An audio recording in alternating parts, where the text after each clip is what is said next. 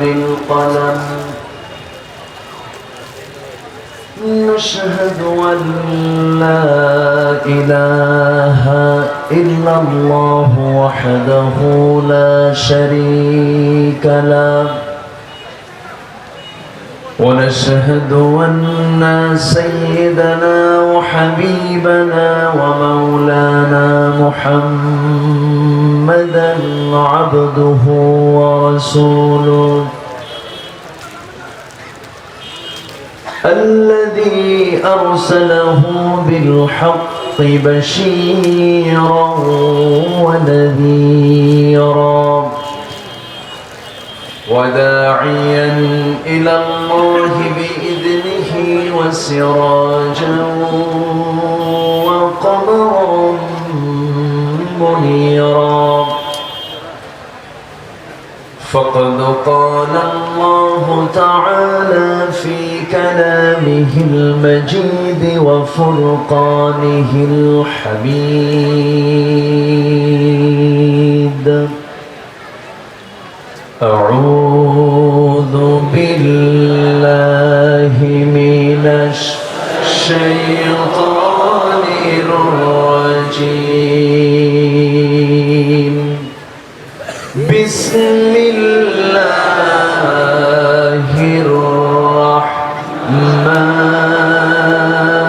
الرحمن الرحيم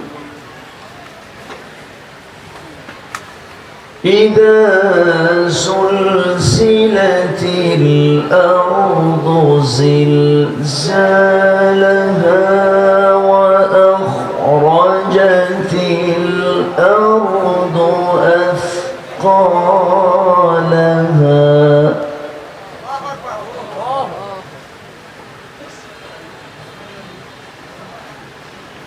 وقال الإنسان ما لها يومئذ تحدث أخبارها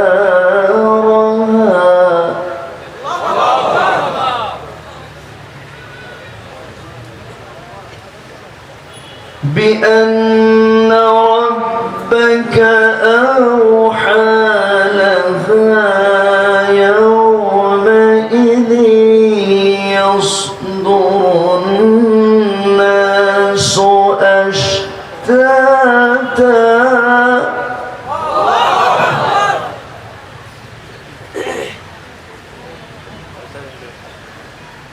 يومئذ يصدر الناس أشتاتا ليروا أعمالهم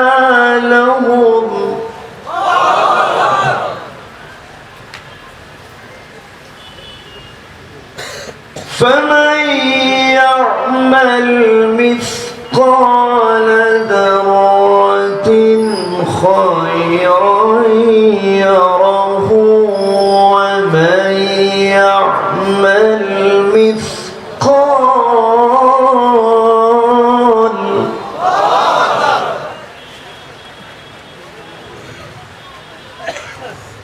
ومن يعمل مثقال ذرة شرا يره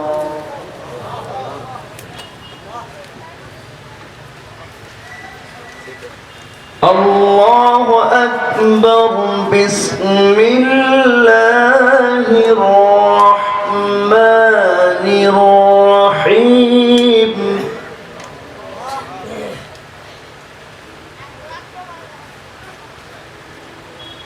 إن الله وملائكته يصلون على النبي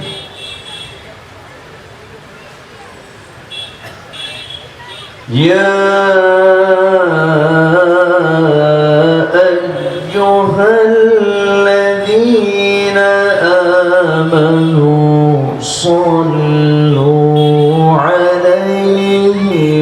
وسلموا تسليما اللهم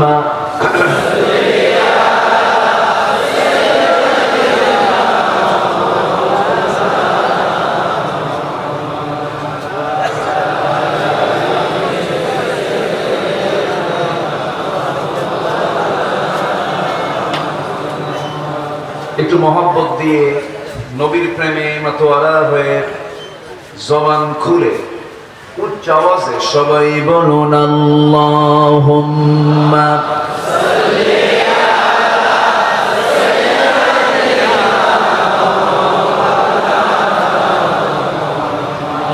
وعلى آل سيدنا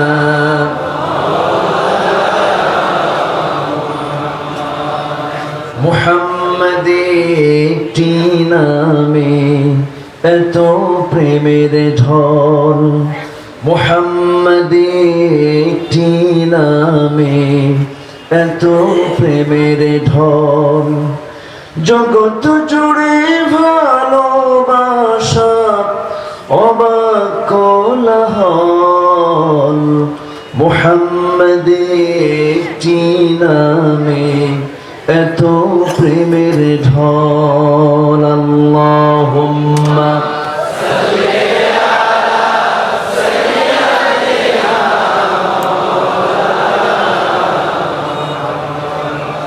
وعلى آل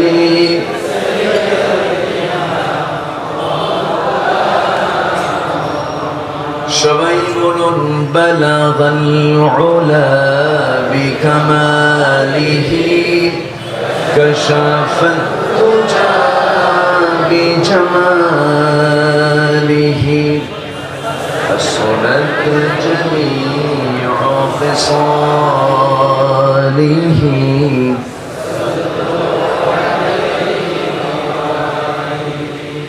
سورة يوسف بداري حكمة لقمان ما قارئ قرآن باري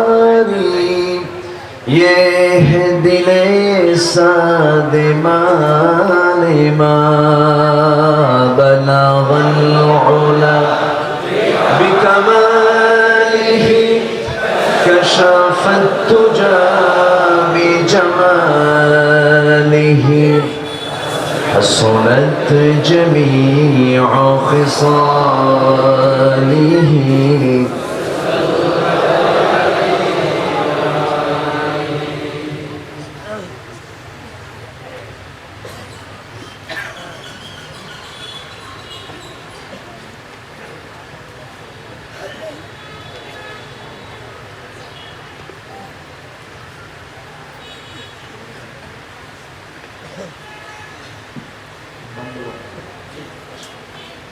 চট্টগ্রাম অঞ্চলের বান্দরবান জেলার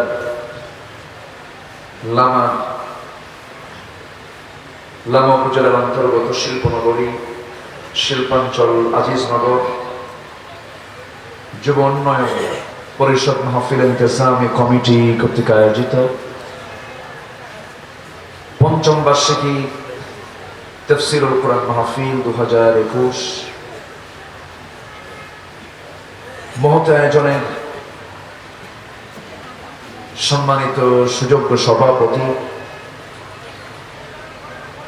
মুহতারাম মাওলানা হাফেজ মুফতি খুবাইব সাহেব, আজকের মাহফিলের সম্মানিত প্রধান অতিথি আজিজনগর ইউনিয়ন পরিষদের সম্মানিত সুযোগ্য চেয়ারম্যান মহোদয় জনাব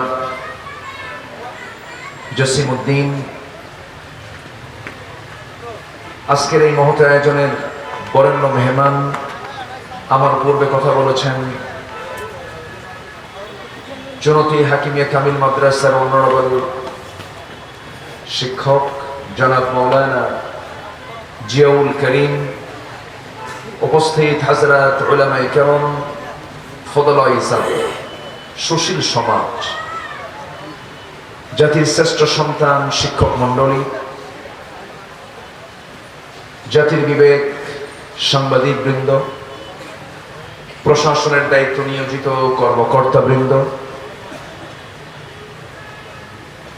সামনে উপস্থিত আজকের মাহফিলের প্রধান আকর্ষণ, যাদেরকে নিয়ে আজকের এই সাজানো একটি বাগান, তাওহীদের পতাকাবাহী, কালিমার ঝান্ডাবাহী, দ্বীন ইসলামের নরসারদুল বীর মুজাহিদ, প্রাণ প্রিয় সম্মানিত দ্বীনী ভাইরা, আড়ালে বসে আছেন শ্রদ্ধেয়া সম্মানিতা মা বোনেরা।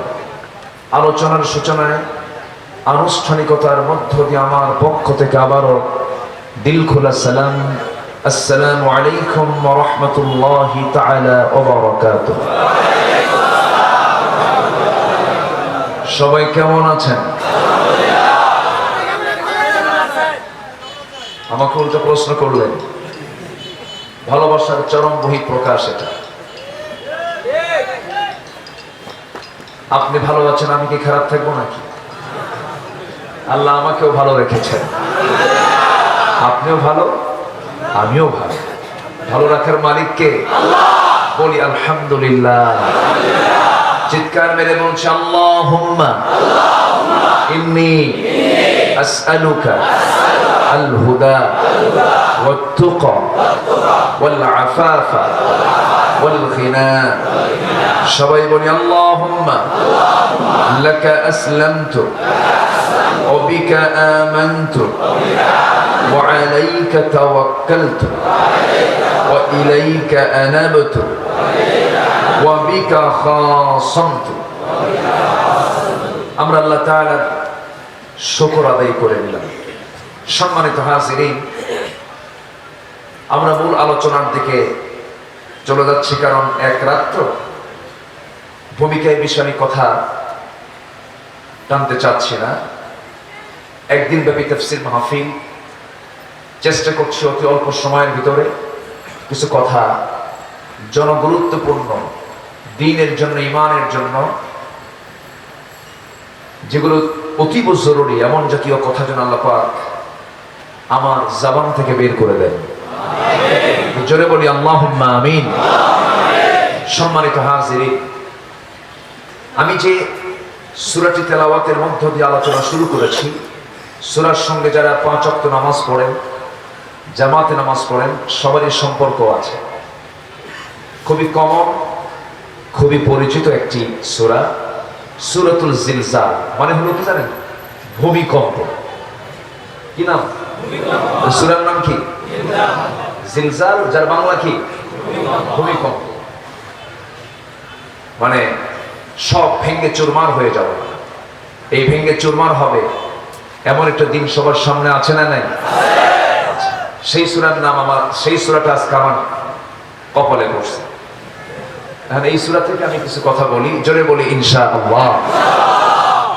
সম্মানিত ভাইয়েরা, আমরা যে কালামটা নিয়ে বসেছি, কালামে রব্বানি, এই কালাম আমার রবের কালাম। আচ্ছা, এই লাইটটা কি মানে খুব রাখা জরুরি? আমি এইদিকে তাকাতে পারছি না, মানে মানুষ দেখতেও পাচ্ছে না, আমিও তাকাতে পারছি না। এটা অন্য কোনো সাইড না, বলতো না সাইডে রাখলে মানুষও দেখতে পাচ্ছে না আমাকে। আচ্ছা না, এই দেখেন আমার পক্ষে দেখেন কত মানুষ। থামেন একটু, আমি তো দেখতেছি আপনার। আচ্ছা, এখন এই লাইটটা থাকাও জরুরি, বুঝতে পারতেছি, কিন্তু লাইটটা অন্য কোথাও দেওয়া যায় না, সেটিং করা যায় না এরকম? আচ্ছা, আছে তো, তাহলে এই উপরেটা সরাই দেন, মানুষ কিছু দেখুক আমাদের। মানুষ শুধু এরকম করতেছে, ঠিক আছে না? সবই ঠিক না? সরাই। সম্মানিত হাজিরিন, মানে চোখে চোখ না পড়লে মহব্বত হয় না তো, এটাও ঠিক। আচ্ছা, হ্যাঁ ঠিক আছে, আলহামদুলিল্লাহ। এখন কি খুশি আপনারা? ওইদিকে খুব খুশি, আলহামদুলিল্লাহ। আর এইদিকে যদি বলেন ক্যামেরা সরান, তাহলে আমাদের রেকর্ড করতে পারবেন না। থাক, যা আছে বলি আলহামদুলিল্লাহ। আমি তো এসেছি এখানে, এই তো কয়েক হাজার মানুষ এখানে আসছেন, আপনারা হাজার হাজার মানুষ আসছেন, আলহামদুলিল্লাহ। কিন্তু এই ক্যামেরাতে দেখবে হাজার হাজার না লাখ লাখ, এমনকি কোটিও হতে পারে। তাহলে এটার কি দরকার আছে না? তাহলে একটু থাকুন, ঠিক কিনা? এখন এটাও ঠিক। জীবনী আলহামদুলিল্লাহ, খুবই সুন্দর। আপনার সম্মানিত ভাই, এই কালাম কার কালাম? পৃথিবী কত, মানে পৃথিবীর এই যে দেখেন এই লাইট গুলো আজ থেকে 100 বছর আগে ছিল না, প্রযুক্তি ছিল না, মাইক ছিল না। কত উন্নয়ন হয়েছে আমাদের। আমরা এটা চিন্তা করলেই যাব মক্কায় 4 ঘন্টা 5 ঘন্টায় মক্কায় চলে যায়, যাবে আমেরিকা একদিনের মধ্যে আমেরিকা চলে যায়, চলে যাবো কলকাতায় আধা ঘন্টায় কলকাতা চলে যায়। তাহলে এই যে একটা আমাদের গোটা পৃথিবী, একটা whole world is a global village, গোটা পৃথিবী যেন একটা গ্রামের মতো হয়ে গেছে। বরঞ্চ পাশের ঘরে কি হয় তা না জানলেও গোটা দুনিয়া জানা যায় ঘর থেকে, ঠিক কিনা? তো এই প্রযুক্তির ব্যবহার, এত প্রযুক্তির ডেভেলপ হওয়ার পরেও, এত উন্নয়ন হওয়ার পরেও, এত উৎকর্ষ সাধনের পরেও কোরআন কত আগে নাজিল হয়েছে, এর কোনো বিন্দু পরিমাণ কোনো ব্যর্থতা প্রমাণ কেউ করতে পেরেছে? আসতে বলবেন না, পেরেছে? কেউ কি ব্যর্থতা প্রমাণ করতে পারবে? পারবে না। এটা মজবুত একটি কিতাব, চির নতুন, চির নতুন, এর কোনো পুরাতন নাই, চির বিস্ময়, মহাবিশ্বের চির বিস্ময়, কিয়ামত পর্যন্ত চির নতুন। বিপন্ন পৃথিবীর অনির্বার্য একটি ঠিকানা হলো কোরআন কারীম। আপনি যেটাই ডেভেলপ করতে যান, যে কোনো বিষয়ে, যে কোনো সাইড আপনি ডেভেলপ করতে যাবেন, কোরআন সবার আগে লাগবে। সুবহানাল্লাহ। মেডিকেল সায়েন্স কোরআন লাগবে, ভৌগোলিক চিন্তা কোরআন লাগবে, আকাশ নিয়ে চিন্তা কোরআন লাগবে, প্রাণী নিয়ে চিন্তা কোরআন লাগবে। যে কোনো গবেষণায়, যে কোনো গবেষণায় সবচেয়ে আগে দরকার কোন কিতাব? আসতে বলবেন না, কোন কিতাব? এই জন্য আল্লাহ রাব্বুল আলামিন 4 বার বলে দিয়েছেন, আফালা ইয়াতাদাব্বারুনাল কুরআন আম আলা কুলুবিন আকফালুহা। মানুষের কি হলো? মানুষ কোরআন নিয়ে গবেষণা করে না, কোরআনটাকে নিয়ে তারা গবেষণায় নিয়ে আসে না, চিন্তা করে না। তাহলে কি তাদের অন্তরটা তালাবদ্ধ করে দেওয়া হয়েছে নাকি? তাদের অন্তরটা তালাবদ্ধ হয়ে আছে নাকি? আল্লাহ রাব্বুল আলামিন বিভিন্ন জায়গায় বান্দাকে সরাসরি প্রশ্ন করে বলেছেন, আফালা তাকিলুন আফালা তুবসিরুন হাল ইয়াস্তাউিল্লাযীনা ইয়া'লামুন ওয়াল্লাযীনা লা ইয়া'লামুন। যারা জানে আর যারা জানে না, যারা বুঝে আর যারা বুঝে না, কখনো সমান হতে পারে না। এই জন্য আল্লাহ রাব্বুল আলামিন বান্দাকে মূর্খ থাকতে বলেছেন না, জ্ঞানী হতে বলেছেন। পৃথিবীর প্রথম মানুষের নাম কি বলুন? বলেন বলেন। তিনি আমাদের আদি পিতা। মূর্খ না জ্ঞানী? শুধু জ্ঞানী না, বড় বিজ্ঞানী। وعلم آدم الأسماء كلها ثم عرضهم على الملائكة جربون الله أكبر। আল্লাহ রাব্বুল আলামিন আদম আলাইহিস সালাম কি দুনিয়ার সকল কিছুর নামের শিক্ষা দিয়েছিলেন। অর্থাৎ এখান থেকে প্রমাণিত হলো পৃথিবীর প্রথম মানুষ যত বড় জ্ঞানী ছিলেন, কিয়ামত পর্যন্ত এত বড় জ্ঞানী মানুষ আর দ্বিতীয় জন আসবে না। আদম আলাইহিস সালাম ছিলেন সবচেয়ে বড় জ্ঞানী মানুষ। আমার বাপ সবচেয়ে বড় জ্ঞানী, আলহামদুলিল্লাহ। তার সন্তান কি মূর্খ থাকতে পারে? থাকতে পারে? আবার আমার নবীকে কিন্তু আমি এক্সেপশন এখানে নিয়ে আসেন। আমার নবী তো নবী, আমার নবী তো আলাদা। জোরে বলে সুবহানাল্লাহ। আমার রাসূলকে এক্সট্রা সম্মান কে দিয়েছে? রাসূল এসেছেন পরে, কিন্তু দাম তার কম না বেশি? কম না বেশি? প্রধান মেহমান যখন মঞ্চে ওঠে, সবার আগে না সবার পরে? হ্যাঁ, সবার পরে ওঠে না? যে কোনো প্রোগ্রামে প্রধান অতিথি আগে ওঠে না পরে ওঠে? পরে ওঠে। এর মানে আমি বুঝাচ্ছি না যে আদমের দাম কমে গেছে, নূহ আলাইহিস সালামের দাম কমে গেছে। সব নবী তো নবী ছিলেন, কিন্তু নবীদের নবী ছিলেন, রাসূলদের রাসূল ছিলেন, সরওয়ারে দু জাহান ছিলেন, সাইয়্যিদুল মুরসালিন ছিলেন আমার নবী মুহাম্মদুর রাসূলুল্লাহ সাল্লাল্লাহু। আমার নবীর সম্মানটা কত বড়! এক কথাই, একটা আয়াতই সম্পূর্ণরূপে সন্তান থেকে পালাবে, কেউ কাউকে চিনবে না। সন্তান গিয়ে বলবে মা তোমার কাছে এসেছি, মা বলবে পৃথিবীতে আমার কোনো সন্তানই ছিল না। এমন একটা কঠিন একটি মুহূর্ত সামনে, সবার সামনে আছে। আল্লাহ রাব্বুল আলামিন বলছেন বান্দা সেই দিনটার কথা তুমি মনে করে তোমার জীবনটাকে সুন্দর করে ঢালিয়ে সাজিয়ে নাও। রাসূলকে বলা হলো ইয়া রাসূলুল্লাহি মান আকিয়াসুন নাস ওয়া আহসানুন নাস, হে রাসূল সবচেয়ে চালাক লোকটাকে, সবচেয়ে বিচক্ষণ লোকটাকে? আমার রাসূল বললেন সেই লোকটাই সবচাইতে বেশি চালাক। ক্বালা আকসারুকুম যিকরান লিল মাউত ওয়া আকসারুহুম ইস্তিআদাদা, সেই লোকটাই সবচাইতে বেশি চালাক যে মৃত্যুর কথা বেশি করে স্মরণ করে আর গুনতে থাকে আমার মৃত্যু কোন দিন হবে। আমার ভাইরা, আমি আপনি দুনিয়া থেকে বিদায় নিয়ে নেব। আমার এই যে দুনিয়ার জিন্দেগিটা আছে, এই দুনিয়ার জিন্দেগি যে কয়দিন আমরা বেঁচে আছি, এরপরে আছে মৃত্যু। এরপরে কি বলেন? মৃত্যু। এরপরে হলো কবর। কবরের পরে সামনে আছে মিজান, সামনে আছে পুলসিরাত, সামনে আছে হাসর। এরপরে আমার বিচার হয়ে যাবে। বিচারের পর আমার জন্য জান্নাত অথবা জাহান্নাম। এই স্টেশনগুলো যে পড়ে আছে, সেই স্টেশনের চিন্তা আমাদের মাথায় থাকার দরকার আছে না নাই? আসতে বলবেন না, আছে না নাই? হযরত ওসমান রাদিয়াল্লাহু তাআলা আনহু মাঝে মাঝে কাঁদতে কাঁদতে অস্থির হয়ে যেতেন, চোখের পানি তার ফুরাতো না, এত পরিমাণ কাঁদতেন, কেঁদে কেঁদে অস্থির হয়ে যেতেন। সবাই বলতো ওসমান তুমি এত কাঁদো কেন? ওসমান বলতেন আমি দুনিয়ার জন্য কাঁদি না, আমার কবরের জন্য আমার কান্না আসে রে ভাই। কবরের জন্য এই জন্য কাঁদি। দুনিয়ার জিন্দেগিতে কত বন্ধু বান্ধব কোথাও গেলে খুঁজে পাওয়া যায়, কিন্তু মৃত্যু এমন একটা, কবর এমন একটা জায়গায় যে জায়গায় কেউ থাকবে না আমার কে ছাড়া। আসতে বলবেন না, কে ছাড়া? আবু বকর সিদ্দিক রাদিয়াল্লাহু তাআলা আনহু মাঝে মাঝে কাঁদতেন আর বলতেন আল্লাহ তুমি আমাকে মানুষ বানালা কেন? আমাকে যদি পাখি বানায় দিতা, পাখি হয়ে উড়ে বেড়াতাম, তোমার জিকির আজকার করতাম, মৃত্যুর পরে আমার কোনো হিসাব হতো না।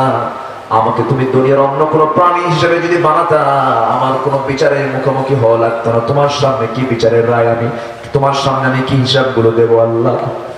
তোমার সামনে আমি কি বিচারের রায় তুমি আমাকে দিকে জানি না, কি হিসাব দেবো? আমার তো গুনাহ ছাড়া আমি তেমন কোনো ভালো আমল দেখি না।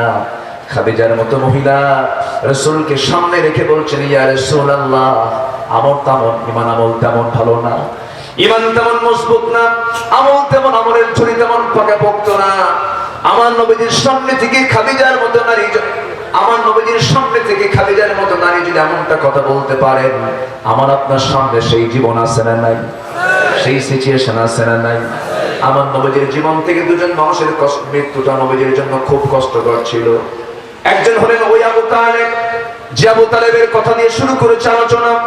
ওই আবু তালেব নবীর সামনে একদিন দাঁড়িয়ে বলছেন ইয়া রাসূলুল্লাহ, আমার নবীজির সামনে খাদিজা একদিন, আমার নবীর সামনে আবু তালেব একদিন নবীর সামনে দাঁড়িয়ে দাঁড়িয়ে আছে। রাসূল বলছেন চাচা আমি আপনাকে কোনোদিন কালিমার ব্যাপারে চাপ প্রয়োগ করি নাই, আমি আপনাকে কোনোদিন কালিমা গ্রহণের ব্যাপারে জোর তাকিদ করে কিছুই বলি নাই চাচা, আমি আপনাকে আজকে একটু ইজিলি বলছি চাচা, একটা বার কি কালিমা পড়া যায় না? আবু তালেব বলতেছে মুহাম্মদ শোনো, আমার দুইটা কলিজার টুকরা সন্তানকে তোমার হাতে তুলে দিয়েছি, আমার আবার দিন গ্রহণ করা লাগবে নাকি? রাসূল বলেন চাচা আপনার সন্তান দিয়ে আপনার তেমন কোনো উপকার হবে না, আমাকে দিয়ে আপনার কোনো উপকার হবে না, তবে উপকার হবে তখনই যখন আপনার মধ্যে ঈমানটা থাকবে। আমার ভাইরা, একটা হাদিসের কথা মনে হয়ে গেল, একটা বান্দাকে আল্লাহ রাব্বুল আলামিন জান্নাত দিয়ে দিবেন। জান্নাত দিয়ে দেওয়ার পরে ওই বান্দা জান্নাতে ঢুকবে। জান্নাতে ঢোকার পর আল্লাহ বলবেন ও বান্দা তুমি কি সন্তুষ্ট আছো নাকি? সেই সময় বান্দা বলবে আল্লাহ দুনিয়ার জিন্দেগিতে আমার একটা বন্ধু ছিল, সেই বন্ধুটার ঠিকানা কোথায় এখন? সে কোথায় আছে? সে জাহান্নামে আছে। সঙ্গে সঙ্গে সেই জান্নাতি বান্দা বলবে আল্লাহ আমার বন্ধু জাহান্নামে থাকবে, আমি এই জায়গায়, এটা কেমন কথা, আমার তো ভালো লাগতেছে না। সেই সময় আল্লাহ বলবেন ফেরেশতাদেরকে ও ফেরেশতারা এই জান্নাতি বান্দা এই আফসোসটুকু আমি আর ধরে রাখতে পারছি না, দেখতো তার ন্যূনতম কোনো ঈমান আছে নাকি? হ্যাঁ ঈমান তার আছে। ঈমান যদি থেকে থাকে তাকে আমি আল্লাহ রাব্বুল আলামিন মাফ করে এই বান্দার মনের আফসোসকে দূর করার জন্য জান্নাতের মেহমান বানায় নিলাম। ভালো লোকের সম্পর্ক রাখার দরকার আছে না নাই? আসতে বলবেন না, আছে না নাই? এই পৃথিবীতে ভালোর তালিকায় যদি আপনি নিয়ে আসেন, এক নাম্বার ভালো মানুষ কারা? বলেন বলেন, কারা ভালো মানুষ? হ্যাঁ, এক নাম্বার ভালো জাতির শ্রেষ্ঠ মানুষ কারা? আলেমরা, তাই না? আলেম ছোটখাটো মানুষ, এলেম কালাম তেমন কিছু নাই। জগতের শ্রেষ্ঠ মানুষ হচ্ছে আলেমরা, এবং আল্লাহর কাছেও শ্রেষ্ঠ বান্দা হচ্ছে ইন্নামা ইয়াখশাল্লাহ মিন ইবাদিহিল উলামা। কিন্তু গোটা পৃথিবীতে আজ সবচেয়ে বেশি নির্যাতিত কারা? বলেন, সবচেয়ে বেশি নির্যাতিত কারা? সৌদির কারাগারে আলেম আছে না নাই? ইয়েমেনের কারাগারে আলেম আছে না নাই? আচ্ছা, ফিলিস্তিনের কি বলে, ইসরায়েলের কারাগারে আলেম ওলামা আছে না নাই? ইয়েমেনের কারাগারে আলেম ওলামা আছে না নাই? মিশরের কারাগারে আলেম ওলামা আছে না নাই? ভারতের কারাগারে আলেম ওলামা আছে না নাই? আজকে আজকে সমাজের চিত্রের দিকে যদি আমরা তাকাই, সবচেয়ে ভালো মানুষগুলো সবচাইতে বড় জুলুমের শিকার। সেই ভালো মানুষের পক্ষে কথা বললো আবার আমরা দোষী হয়ে যাই। আজকে মানুষ এতটুকুই বেয়াদব হয়েছে, কিছু মানুষ কতিপয় মানুষ মঞ্চে এসে পর্যন্ত বেয়াদবি করে। মঞ্চে বেয়াদবি আছে না নাই? কোরআনের মঞ্চে কোরআন সামনে রেখে আলেম ওলামা কথা বলে।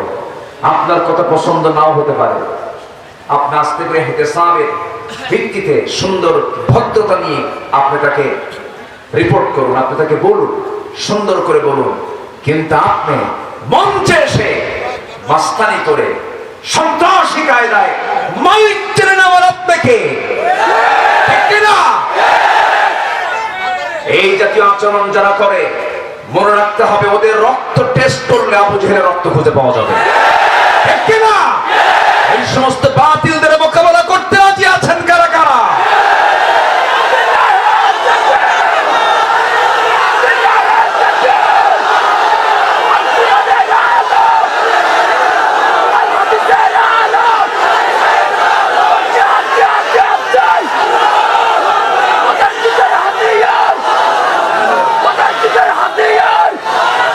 আল্লাহ সবার হাতকে কবুল করুন, জোরে বলি আমিন, আরো জোরে আমিন। সম্মানিত ভাইরা, কষ্ট পাচ্ছেন? আলোচনা করব, আলোচনা চালিয়ে যাব, জোরে বলি ইনশাআল্লাহ। চেয়ারম্যান মহোদয়কে ধন্যবাদ, তিনি আজকে মাহফিল উপস্থিত থেকে মাহফিলের সৌন্দর্য তিনি বাড়িয়ে দিয়েছেন। বলি আলহামদুলিল্লাহ, জোরে বলি আলহামদুলিল্লাহ। সম্মানিত ভাইরা, সব চেয়ারম্যান একরকম না, কিছু অসভ্য আছে না নাই? আমরা কি করেছি? আমরা কি ক্ষতি করলাম জাতি? বরং সেই মাহফিল এসেছেন অনেকে, আজকের বয়ানে হয়তো আমার ভাঙ্গাচুরা কথা, এই বয়ানে অনেকের চোখ খুলে যাবে, অনেকের দিলে আল্লাহর ভয় চলে আসবে, অনেকে নামাজি হবে। নাগরিক তৈরির জন্য, আদর্শ নাগরিক তৈরির জন্য মাহফিল দরকার আছে না নাই? মাহফিল কমানো দরকার না বাড়ানো দরকার? কমানো দরকার না বাড়ানো দরকার? কিন্তু বিগত সময়ের 4 বছরের মাহফিলের সংখ্যা কমছে না বাড়ছে? বাড়ছে, বাড়ছে না কমছে? এবং মাহফিল বেশি ছিল না কম ছিল? কম ছিল। মাহফিলের সংখ্যা কিন্তু গড়ে বেড়েছে, কিন্তু কম। কেন? একটা গ্রুপ চায় মাহফিল না হোক। সরকারের কাছ থেকে কোনো প্রজ্ঞাপন জারি হয়নি, গভর্নমেন্ট কখনো মাহফিল বন্ধের পক্ষেও আলহামদুলিল্লাহ, আলহামদুলিল্লাহ।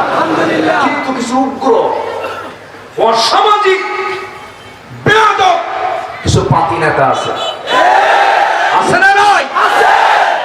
এরা সবকিছুকে শেষ করে ফেলে। দুষ্ট গরুর চাইতে শূন্য গোয়াল ভরা, একটা কথা আছে না?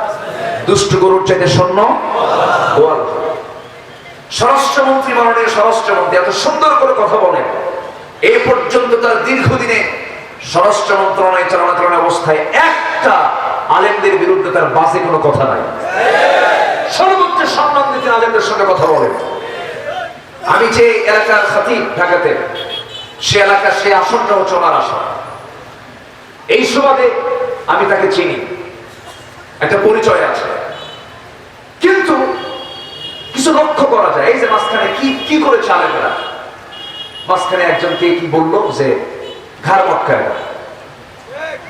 আছে না নাই? ঘাড় মটকায়, আরেকজন কয় হাত ভাঙলো, আরেকজন কয় খেলা হবে, আছে না নাই? এই সমস্ত বেদব কিছু আছে না নাই? মুখ সামলায় কথা বলো, মুখ সামলায় কথা বলো। তোমার জন্মের সময় আলেমরা গিয়ে আজান দিয়েছে, তোমার মায়ের বিয়ে পড়েছে আলেম ওলামা। তোমার যখন মৃত্যু হবে, তোমার এমন কোন যোগ্যতা নেই তোমার নিকটবর্তী কেউ জানাজা পড়াতে পারে।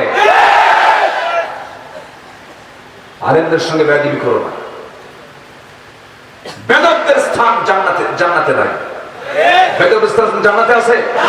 বেদবরা জান্নাত পাবে? লা তারফাউ আসওয়াতাকুম ফাওকা সাওতিন নবী। তোমরা নবীর কথার চাইতে তোমাদের কথার আওয়াজ বড় করো না। যদি করো, আনতাহাবাত আমালুকুম, সমস্ত আমল কাট হয়ে যাবে। তোর বদর লাভ নাই, উহুদ লাভ নাই, সব শেষ হয়ে যাবে।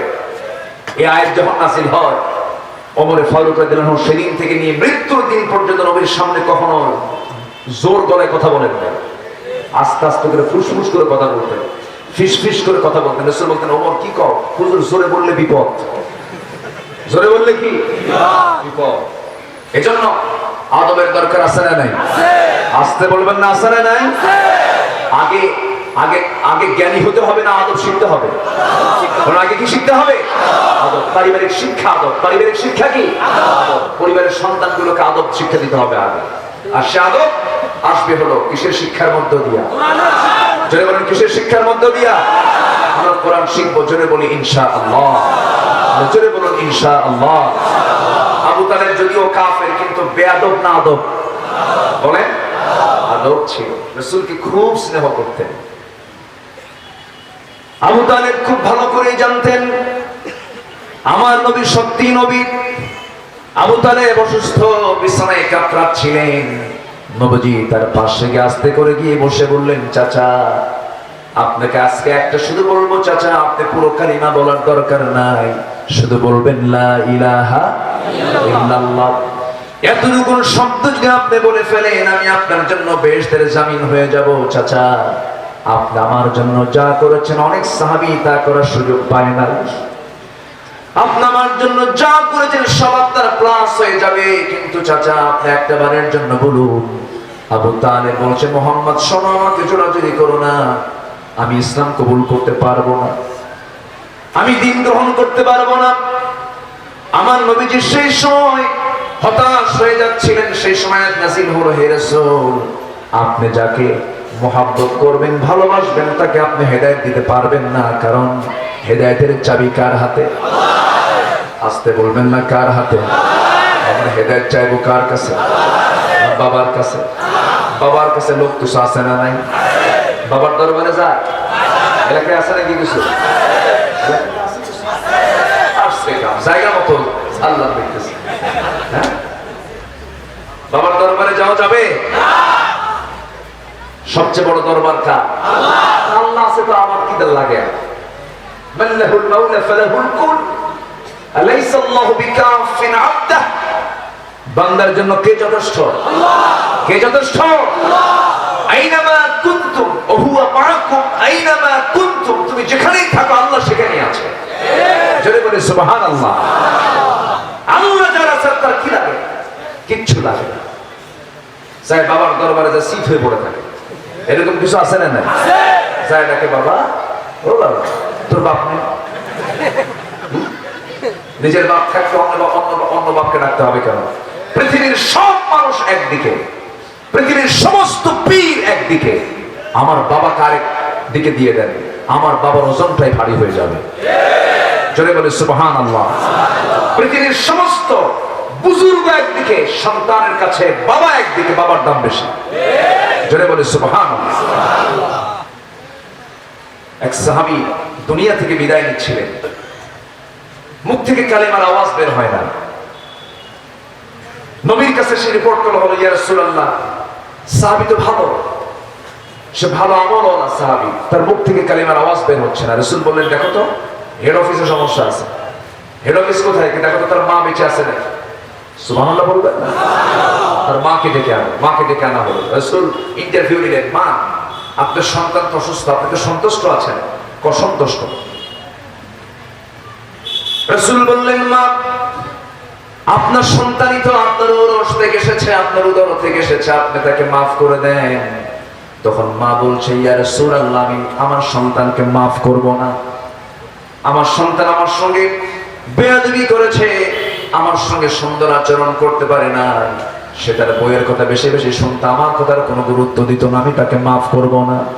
রাসূল আর 2 সেকেন্ড বার কোনো কথা বললেন না, মার সঙ্গে বেশি তর্কে জড়ালেন না। আমার নবী আস্তে করে শুধু একটা শব্দ চয়ন করে বললেন, সাহাবীরা আগুন সংগ্রহ করো, জ্বালানি সংগ্রহ করো।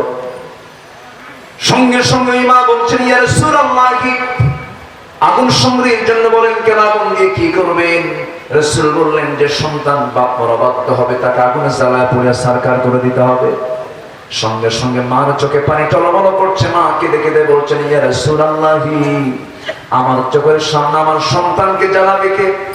আমার চোখের সামনে আমার সন্তানকে কে আগুনে পড়ে মারবে? না না, আমার সন্তান যত বেয়াদবি করেছে, আমার সন্তানের 9 মাসে আমার গর্ভধারণের যন্ত্রণার কথা মনে হয়ে গেছে হুজুর।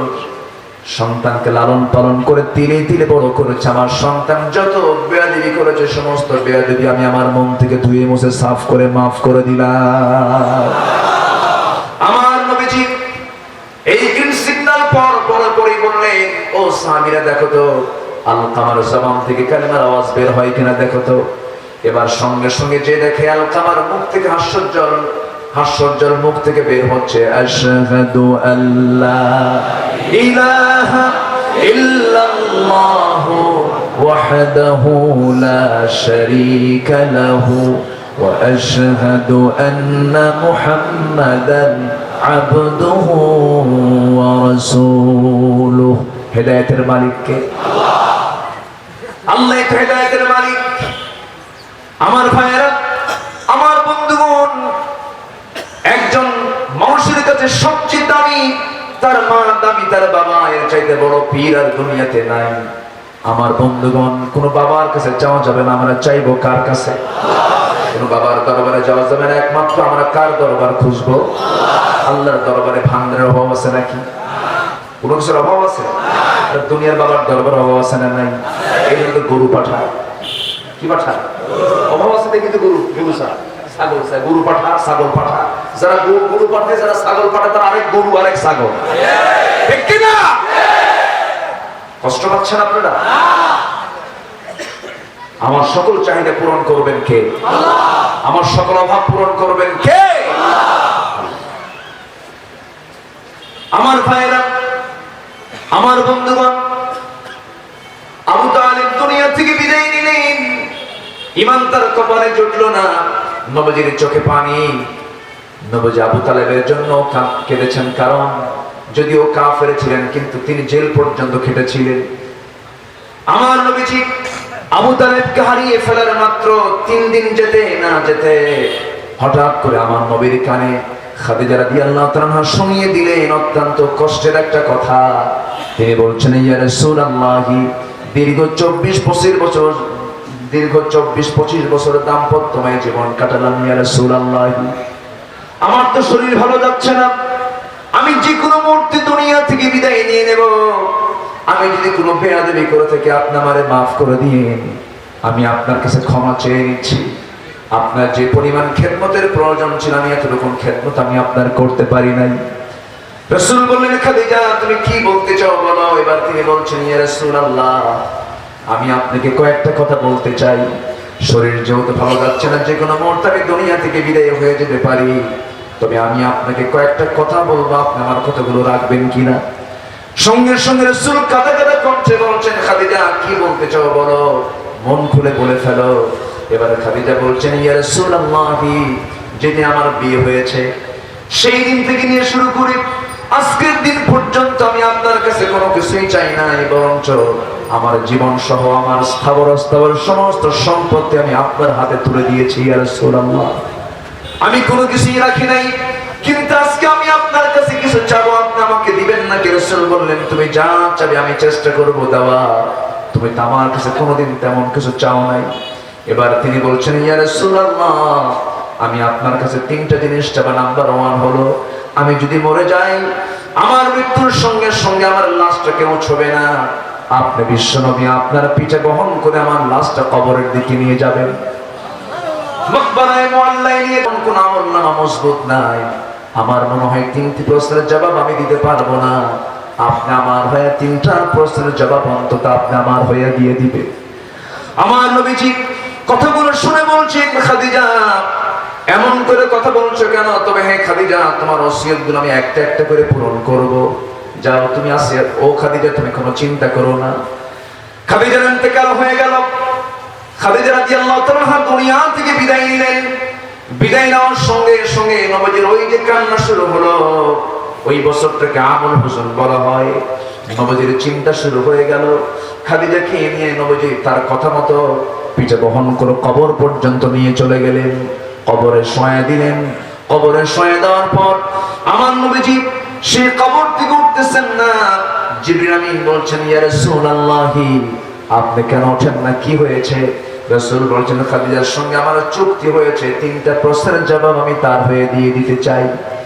সঙ্গে সঙ্গে জিবরিল আমিন বলছেন, ইয়া রাসূলুল্লাহি, খাদিজা আপনার নবুয়তি জিন্দেগীর জন্য যে পরিমাণ সেবা করেছে, যে পরিমাণ সহযোগিতা করেছে, এই পৃথিবীতে একজন নারীকে আল্লাহ সরাসরি সালাম দিয়েছেন, তিনি হলেন খাদিজা। সেই খাদিজার 3টি প্রশ্নের জবাব দেওয়ার জন্য আজকে কারো দরকার হবে না, আল্লাহ নিজেই যথেষ্ট। জোরে কোন সুবহানাল্লাহ। আমার ভাইয়েরা, আমার মায়েরা, এই খাদিজার মতো মানুষ, যার সম্মান, যার মর্যাদা কত বেশি, সেই মানুষ যদি মৃত্যুর চিন্তা এতটা গভীর হয়ে থাকে, কবর নিয়ে যদি এতটা গভীর হয়ে থাকে, সামনে আমাদের হিসাব কিসাব আছে না নাই? আসতে বলবেন না, আছে না নাই?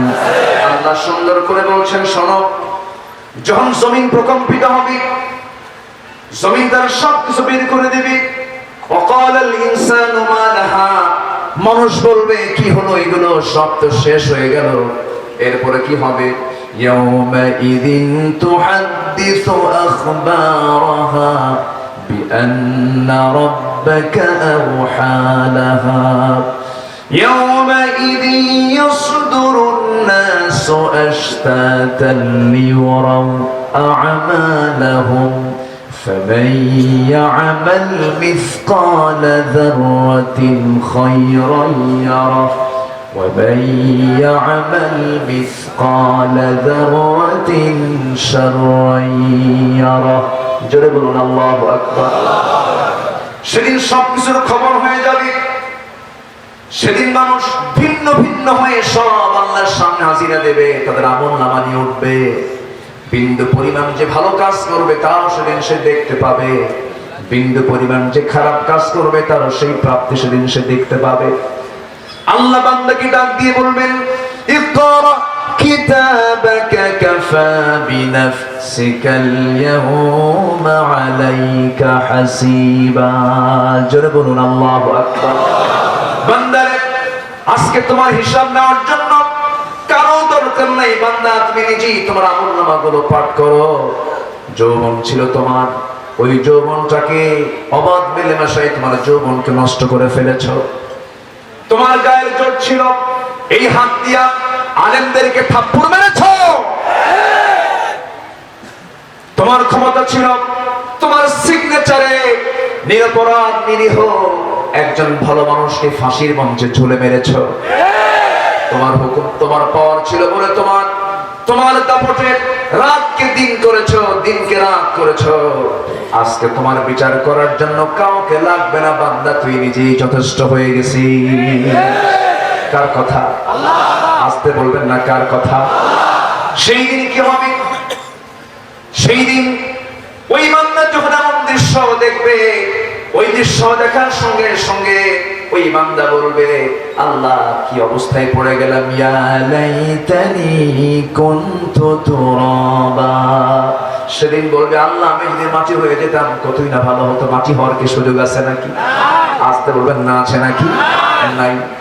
সেই জন্য আমার ভাইয়েরা, সেই চিরকালীন চিরস্থায়ী জিন্দেগীর জন্য ক্ষমকালীন এই দুনিয়াতে আমাকে আপনাকে ফাতেহাগুলো সংগ্রহ করতে হবে।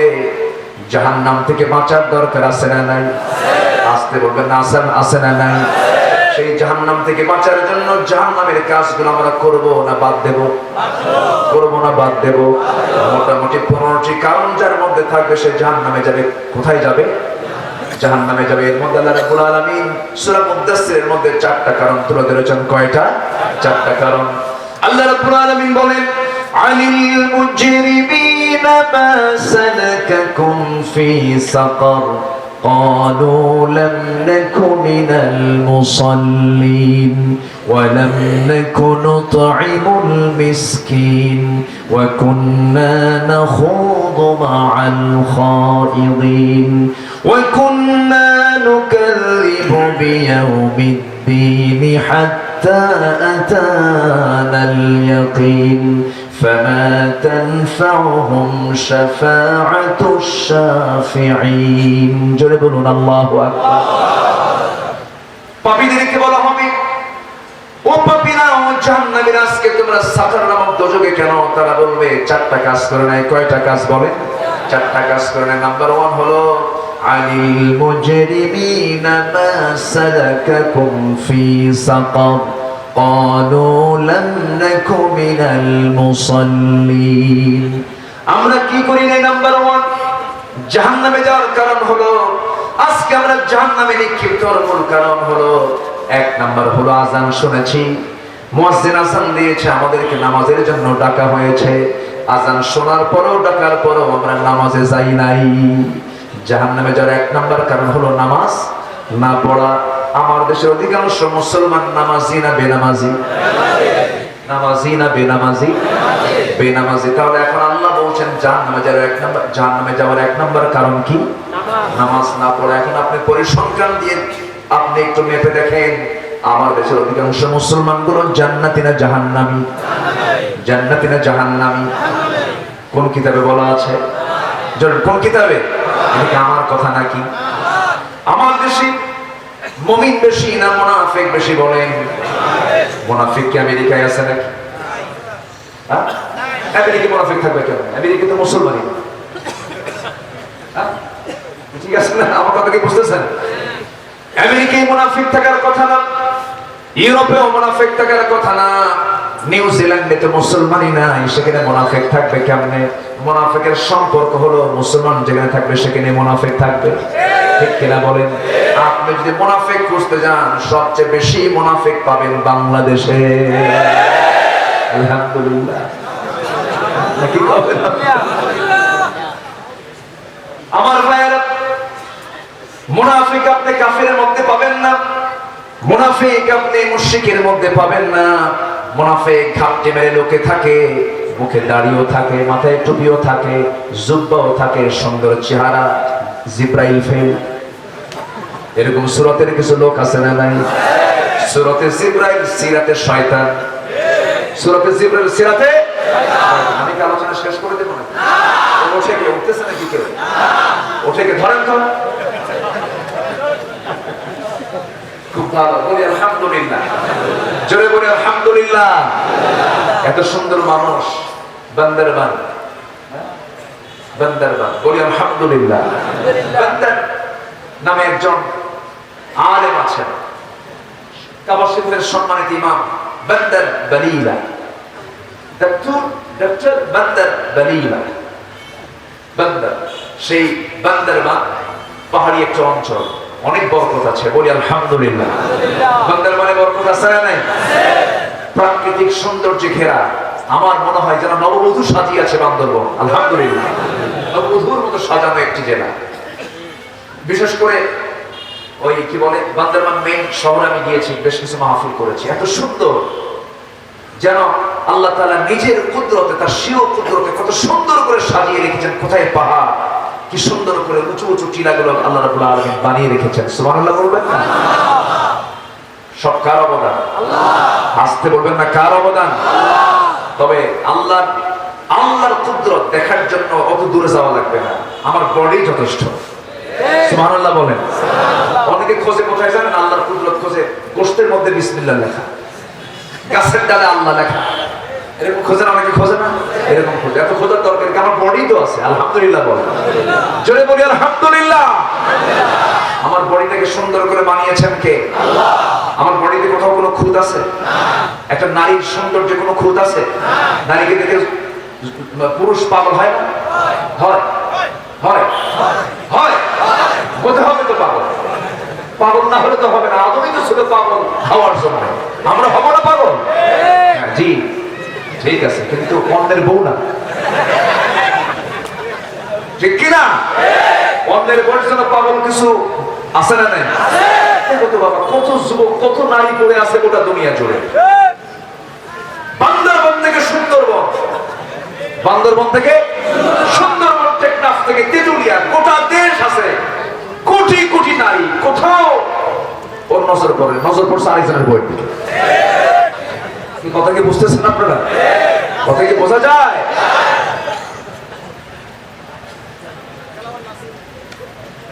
সম্মানিত ভাই, কি দরকার অন্যের বোর দিকে আমি খেয়াল করবো কেন? বিয়ে করো, ফাতহু মা তাবা লাকুম মিনান নিসা মাসনা ওয়া থুলাথা ওয়া রুবা, 2 2 3 3 4 4টা বিয়ে করো, কোনো সমস্যা নাই, কিন্তু অন্যের বউ নিয়ে এসে বিয়ে করা যাবে না। তালাক প্রাপ্ত হলে ওয়াল মুতাল্লাকাতু তারাব্বাসনা বিআনফুসিহিন্না সালাসাতা কুরু, আল্লাহ পাক কন্ডিশন করে দিয়েছেন। তো তুমি যদি অন্যের বউকে নিয়ে আসো, সে তালাক প্রাপ্ত হয় নাই, 3 মাস ওভার না হলে পরে ওই নারীর সঙ্গে যদি কেউ যৌন সঙ্গে লিপ্ত হয়, সে অসুস্থ হয়ে যাবে, সে রোগী হয়ে যাবে। কারণ আমাদের জায়গায় যদি বহু আবাদ করে যায়, সেখান থেকে রোগ সৃষ্টি হয়ে যায়। আজকে পৃথিবীতে এইডস, গনোরিয়া, সিফিলিস, এই যে যৌন রোগগুলো সৃষ্টির মূল কারণই হচ্ছে অবাধ যৌনচার। শুধুমাত্র ইসলামের এই বিয়ের সিস্টেমটা, এই আয়াতকে রিসার্চ করে পশ্চিমা বিশ্বের অনেক বিজ্ঞানীরা কালিমা পড়ে মুসলমান হয়ে গেছে, অনেক ডাক্তার কালিমা পড়ে মুসলমান হয়ে গেছে। সম্মানিত ভাই, সম্মানিত বন্ধুগণ, নারীর দিকে নজর যাবে না কেন? নারীকে সুন্দর করে বানিয়েছেন আল্লাহ পুরুষের জন্য। সুবহানাল্লাহ বলবেন না? আমার পুরুষকে সুন্দর করে বানিয়েছেন নারীর জন্য। কে? কে বানিয়েছেন? বানিয়েছেন কি একা একা না জোড়া জোড়া? ওয়াখালাকনাকুম আজওয়াজা, আমি তোমাদেরকে জোড়ায় জোড়ায় বানিয়েছি। একটু আস্তে বলুন সুবহানাল্লাহ, জোরে বলুন সুবহানাল্লাহ। এই জন্য এই জোড়ায় জোড়ায় বানানোর জন্য আমরা প্রায় দেখি, লক্ষ্য করে গাছের গোড়ায় গোড়ায়, শিশু পার্কের গোড়ায় গোড়ায় জোড়ায় জোড়ায় বসে আছে। জোড়ায় জোড়ায় কেন? আল্লাহ যে জোড়া জোড়া দিয়েছে। কথা কি বোঝা গেল? এই হচ্ছে অবস্থা। ওই জোড়া কি বৈধ জোড়া না অবৈধ জোড়া? বৈধ জোড়া না অবৈধ জোড়া? অবৈধ জোড়া আমরা দেখতে চাই না, অবৈধ জোড়া আমরা দেখতে চাই না।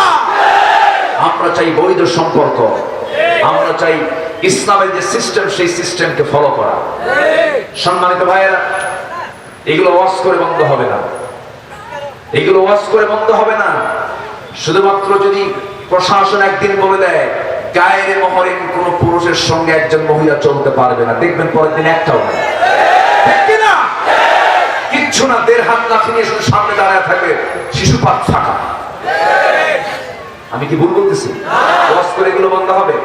শিশু পার্কের সামনে একটা পুরুষ শুধু দাঁড়ায় থাকবে, বলবে যে তোদের অ্যাড্রেস দে, তোদের পরিচয় দে, কারণ খুঁজে পাওয়া যাবে? নাম দিয়েছে শিশু পার্ক, বসে আছে যুবক যুবতী, নামটা রাখার কি দরকার? লেখা যুবক যুবতী পার্ক। এই নোংরামিগুলো আছে না নাই? যুবক, নগ্নতা দেখানো যাবে না, অশ্লীল নোংরামি করা যাবে না। নারী তোমার সামনে দাঁড়াবে আখেরি জামানায় একজন নারী কয়েকজন পুরুষকে জাহান্নামে নিয়ে যাবে। এর মধ্যে গুরুত্বপূর্ণ একটা মোমেন্ট আমরা পার করছি। আজকে নারীরা অবাধ মেলামেশা করছে, ঠিক কিনা? রাস্তায় তারা ওপেন, বাইরে গেলে পুরুষ বেশি না মহিলা বেশি? পুরুষ বেশি না মহিলা বেশি? আচ্ছা, আপনি মোবাইলে ফোন দিয়েছেন, কলিমদ্দিকে ফোন দিয়েছে, ফোনটা বন্ধ, তখন দুঃখিত, এই মুহূর্তে মোবাইলে সংযোগ দেওয়া সম্ভব হচ্ছে না, পুরুষকে না মহিলা করে? মহিলা করে। এখানে পুরুষ দেওয়া যেত না? দেওয়া যেত। কি পুরুষ না মহিলা? মহিলা দিয়েছে। লিফটে চড়েছেন, গ্রাউন্ড ফ্লোর, পুরুষ না মহিলা? উঠে আপনি যখন 10 তলায় নামবেন, তখন নামার আগে বলছে 10th ফ্লোর, পুরুষ না মহিলা? মহিলা। কোন কর্পোরেট বিল্ডিং এ বিশাল বড় ইন্ডাস্ট্রিজ অথবা বিশাল বড় একটা বিল্ডিং, সেই বিল্ডিং এর ম্যানেজমেন্ট অথবা বিশাল অফিসের ম্যানেজমেন্টে যে দেখবেন রিসেপশনে রিসিভ করার জন্য পুরুষ না মহিলা? মহিলা। যখন কেউ ঢোকে তখন আস্তে করে সামনে থেকে দাঁড়ায়, বুড়ি না ষোড়শী? বলেন বুড়ি না ষোড়শী? বুড়ি মহিলা না ষোড়শী মহিলা? যুবতী মহিলা সুন্দর করে সাজগোজ করে, মানে বাসর ঘরে যেমন করে সাজে ওই রকম সেজে রিসেপশনে বসে থাকে। যখন কোনো ক্লায়েন্ট ভিতরে ঢুকতে না আস্তে করে দাঁড়ায় বলে আসসালামু আলাইকুম। আছে না নাই? এই যে নোংরামিগুলো চলছে, এগুলো ক্রস করে বন্ধ হবে না। এগুলোর জন্য বিধান কার দরকার? কার বিধান দরকার?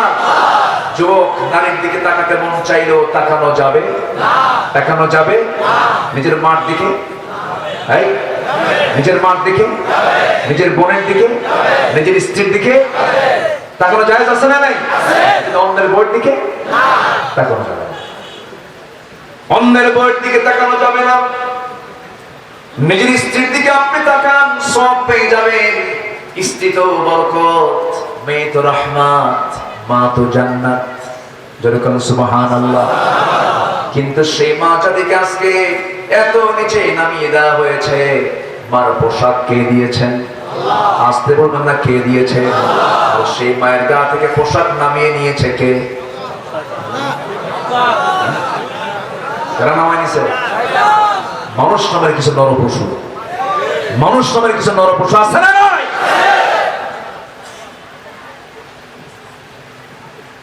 একজন অভিনেত্রী কাপড় যত খোলে তখন বলে সাহসী অভিনেত্রী। কি অভিনেত্রী? কাপড় যত খোলে তাকে বলে সাহসী অভিনেত্রী। এই তো আজকে পৃথিবীর চিত্র। এই নোংরামিগুলো বন্ধ করার জন্য আমাকে আপনাকে সচেষ্ট হতে হবে। কারণ আমার মা আমার মেয়েকে পাহারা দেওয়ার দায়িত্ব আমার আছে না নাই? আমাকে সেই দায়িত্ব পালন করতে হবে। নারীকে সুন্দর করে বানিয়েছেন আল্লাহ। এই নারী তার সৌন্দর্য প্রকাশ করবে তার স্বামীর সামনে। স্বামী ছাড়া অন্য করার সামনে সেই সৌন্দর্য প্রকাশ করা যাবে যাবে না। পর্দার পরিবেশ নিয়ে মেনে চলতে হবে। আল্লাহ রাব্বুল আলামিন এত সুন্দর করে আমাকে আপনাকে বানিয়ে দিয়েছেন, বানিয়ে দিয়ে বলছেন বান্দারে শোনো, তুমি কি তোমার নিজের দিকে তাকায় দেখো না?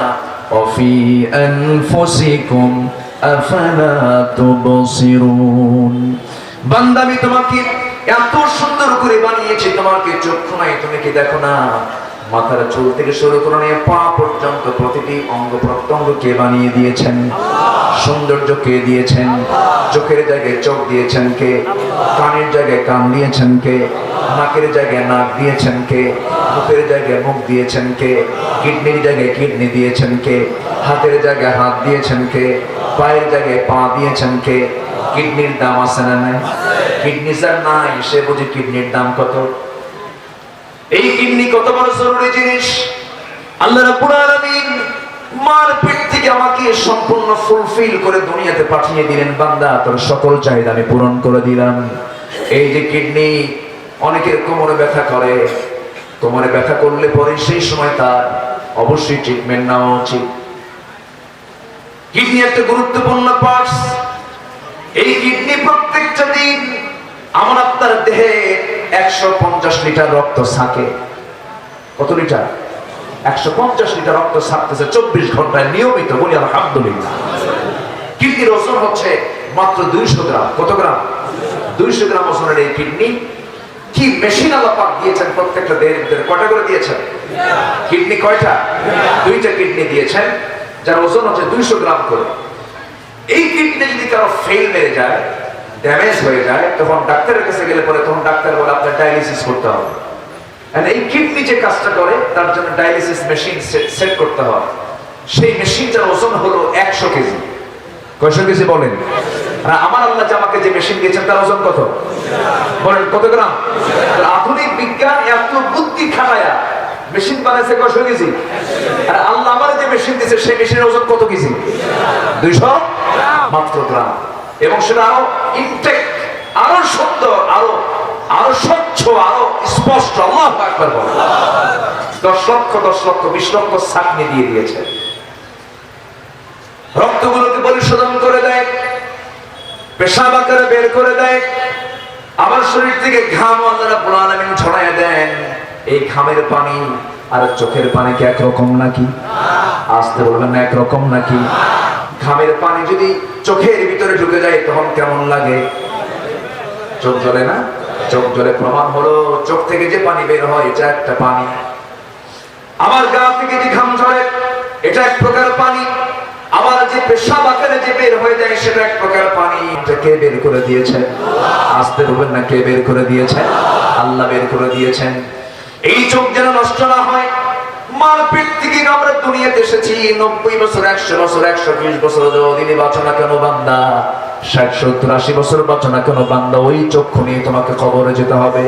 আল্লাহ বলছেন বান্দারে এই চোখটা আমি চায়নাদের মতো করে পাঠায় দেই নাই, মালাক্ষণ বানা ছেড়ে দিলাম, সরে সুলুক আর না সরে না সুলুক।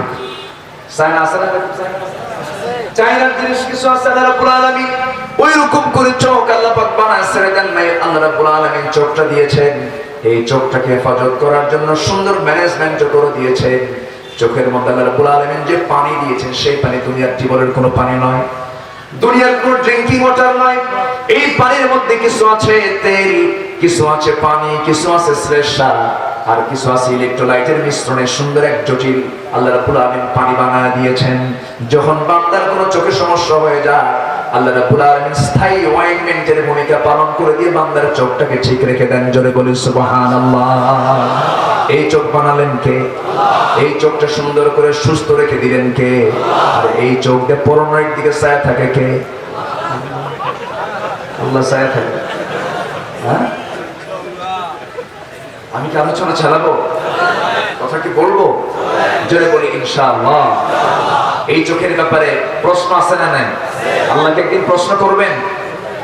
এই চোখটা আল্লাহ প্রশ্ন করবেন না? করবেন না প্রশ্ন? কি দুনিয়াতে না আখিরাতে? বিচারের দিনে এই চোখের প্রশ্ন আছে না নাই? ইন্নাস সামআ ওয়াল বাসারা ওয়াল ফুআদা কুল্লু উলাইকা কানা আনহু মাসউলা।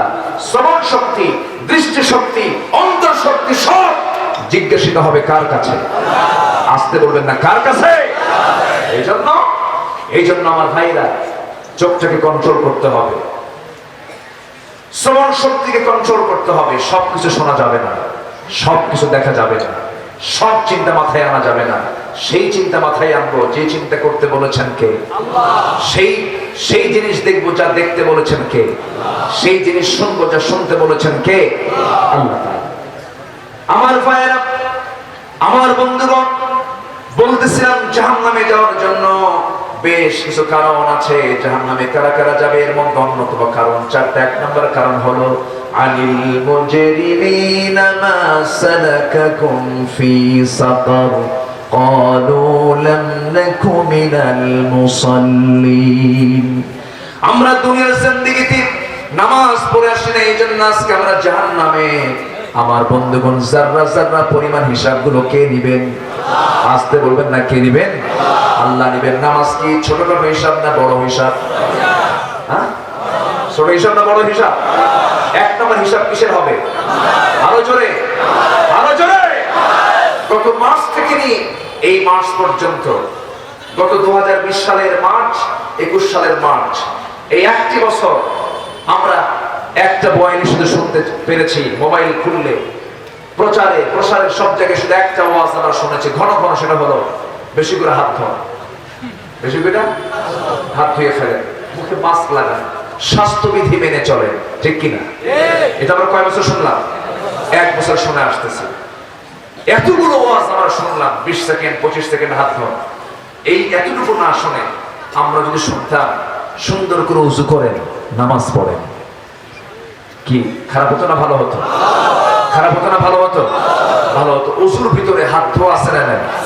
হাত ধোয়ার ভিতরে কি উযু আছে? আসতে পান কেন? শুধু হাত ধুলে কি উযু হয়? উযুর মধ্যে হাত ধোয়া আছে না নাই? হাত ধোয়ার মধ্যে উযু আছে? হাতের মধ্যে উযু? আল্লাহ রাব্বুল আলামিন কত আগে স্বাস্থ্যবিধির কথা বলে দিলেন। নামাজ আগে না উযু আগে? আমার দিকে তাকান। সমস্যার দিকে। ও, একটা লোক আসতেছে, আমার দিকে তাকান, কোনো সমস্যা নেই। অসুবিধা আপনাদের? দোয়া করে দেবো? কি দেখেন ওদিকে? আমার দিকে তাকান। অডিয়েন্স মঞ্চে মানে একটু এদিক সেদিক তাকালে মানুষ ওদিক সেদিক তাকায়। লাইভ তো কষ্ট হচ্ছে। আমার চেয়ারম্যান মহোদয় এত সুন্দর তার চেহারা দেখছেন, বলি আলহামদুলিল্লাহ। আমি খুবই চয়েস হয়েছিলাম, উনি আমাকে চয়েস করছেন, আমি ওনাকে চয়েস করছি, বলি আলহামদুলিল্লাহ। আলহামদুলিল্লাহ। আল্লাহ তুমি তার দাড়িকে একটু বড় করে দাও, আরো বড় হলে আরো সুন্দর লাগবে না? দাড়িটা একটু বড় হয়ে যাবে, যে আগামীতে দেখা হবে দাড়ি বড় হয়ে যাবে, জোরে বলি ইনশাআল্লাহ।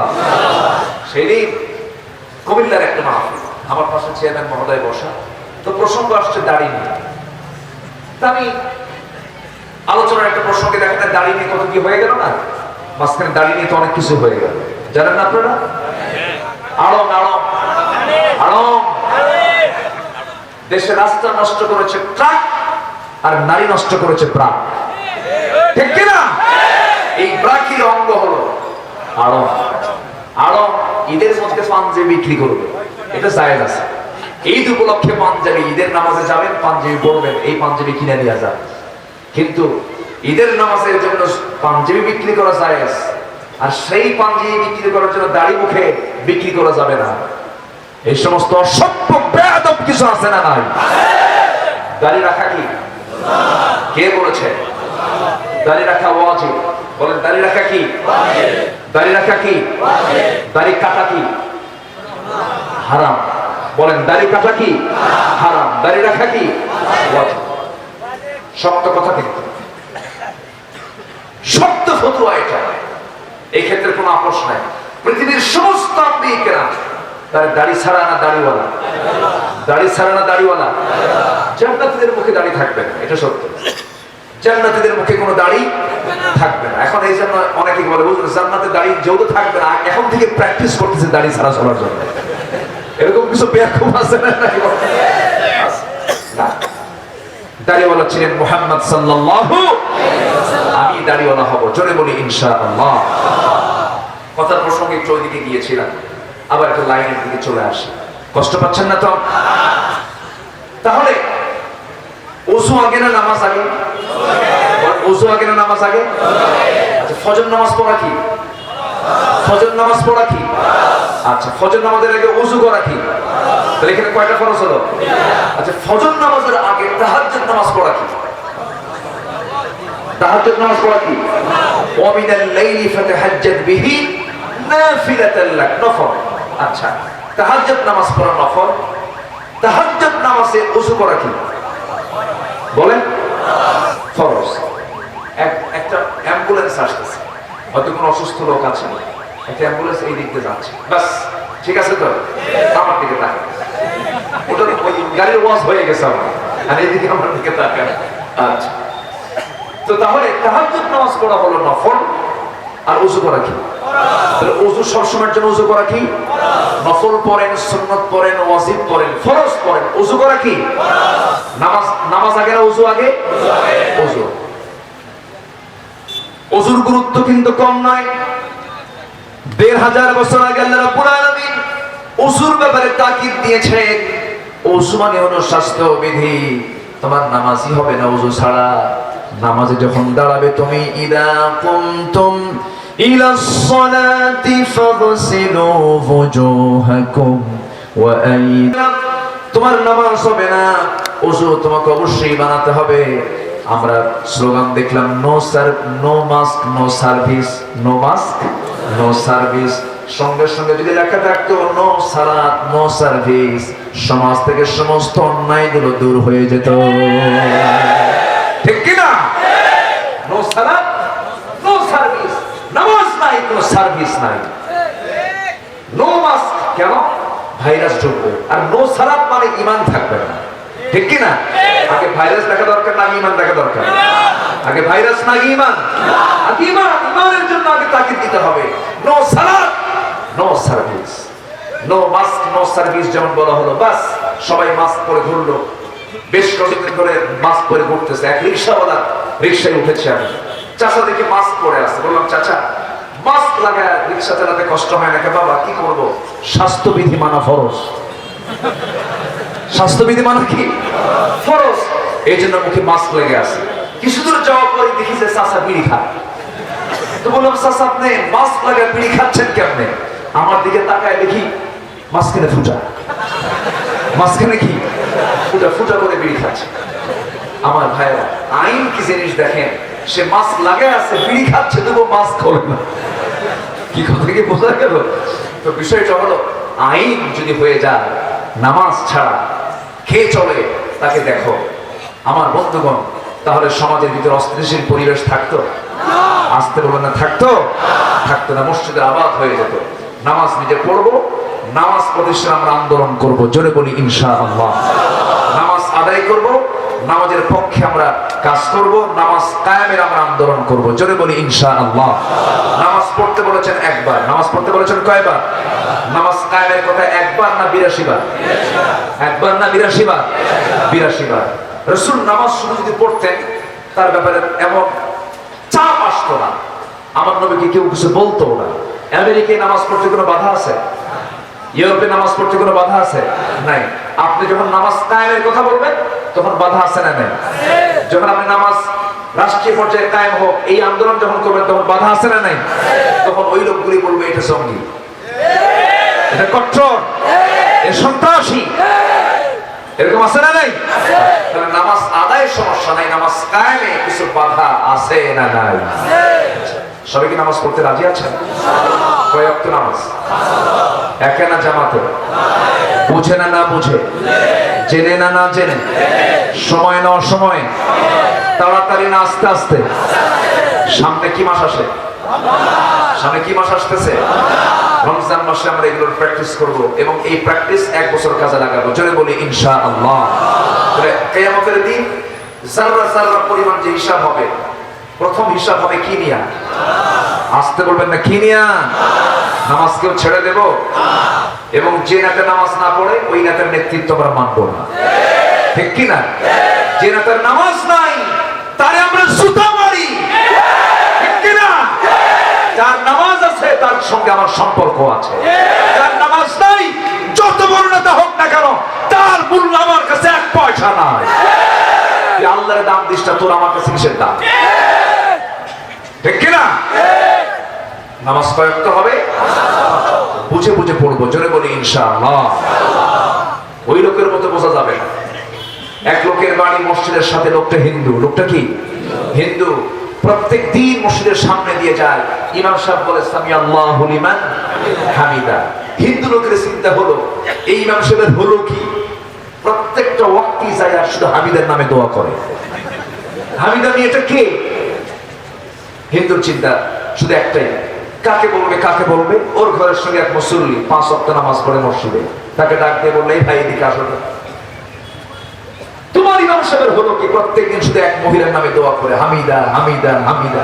রহিমা আছে, করিমা আছে, শরীফা আছে, এক মহিলার নামে দোয়া করে। মহিলাটা কে? ওই মহিলার পরিচয়টা কি? এখন এই মুসলমান বলতেছে, মুসল্লি বলতেছে, ভাই 25 বছর যাবত আমিও জামাতের সাথে নামাজ পড়ি, কিন্তু আজ পর্যন্ত আমিও ঠিক মতো বলতে পারি না আসলে হামিদা মেয়েটা কার মেয়ে।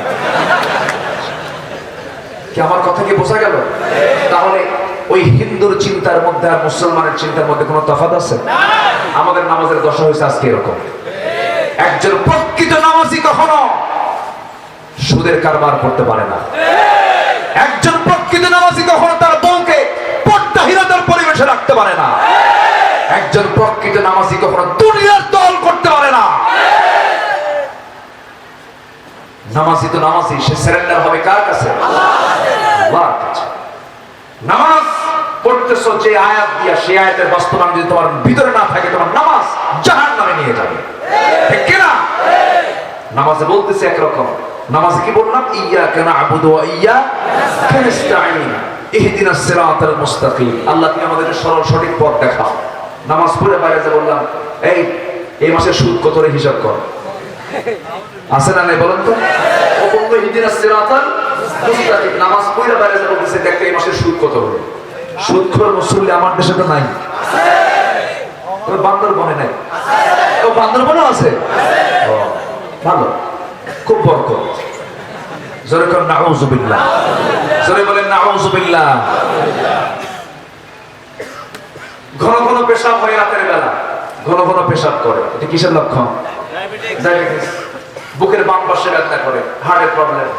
ডাক্তারের কাছে বলছে, ডাক্তার খুব পারবো কখন? ঘুম আসতেই এদিকে পেশাব লাগে। কি করি? ডাক্তার বললেন আপনার প্রেশার বন্ধ হবে, শর্ত হলো আজকের থেকে আপনার চিনি খাওয়া যাবে না, চিনি খাবেন না, গরু গোশত খাওয়া যাবে না, কারণ আপনার হার্টের সমস্যা দেখা দিয়েছে, হার্ট ব্লক হয়ে গেছে, গরু গোশতটা খাবেন না। সামনে গরুর ভুনা বাটি ভর্তি থাকে, জিব্বা লাফায়, জিব্বা কি করে? লাফায়। সামনে চিনি, সামনে চিনি, চিনি আছে, পাশে চা, চার মধ্যে চিনি না দিলে কি মজা লাগে? এখন চিনির দিকে তাকায় এতিমের মতো, কি কথা কি বোঝেন না? চিনি দেখে আর চা দেখে, কিন্তু দেখে লাভ নাই তো, প্রেশার হবে ঘন ঘন। ভটকা চা খায়, যে চা কোনো স্বাদ নাই, কেন? চিনি খেলে আমার ঘন প্রেশার বেড়ে যাবে, আমি মরে যাবো। গরুর ভুনার দিকে চায়া থাকে, জিব্বা লাফালেও কায়দা নাই, জীবনে বহু খাওয়া খাইছো, এখন একটু রোজা থাকো, খায়। কেন খায় না? হার্ট ব্লক হয়ে যাবে। ডাক্তারের পরামর্শে যদি প্রিয় গোশত, গরুর গোশত যদি না খেতে পারি, ভটকা চা যদি খাই চিনি ছাড়া, আল্লাহ বলে দিয়েছেন ওই জাহান্নাম থেকে বাঁচার জন্য সুদ খাইস না, জন্মের খাওয়া খায়। আছে না নাই? এই মুহূর্তে কেউ উঠবেন না ভাই, যিনি উঠবেন ভাববো ওটাই সুদ খায়। কি বোঝা যায়? সবাই থাকুন, বলি আলহামদুলিল্লাহ। আমি আজকে খুবই আনন্দিত আপনাদেরকে পেয়ে, আমি খুবই আনন্দ পাচ্ছি। কেন জানেন? এত বড় ভদ্র, এত নম্র, এত ধৈর্যশীল শ্রোতা খুব কম পাওয়া যায়।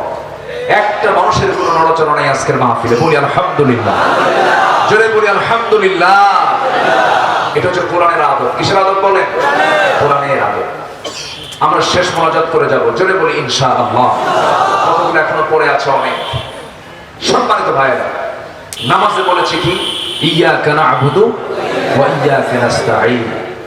নামাজের মধ্যে আমি এই দোয়াটা করলাম, আল্লাহ তোমার ইবাদত করি, তোমার কাছে সাহায্য চাই, আল্লাহ হেদায়েতের সঠিক পথ আমাদেরকে দেখিয়ে দাও। এরপর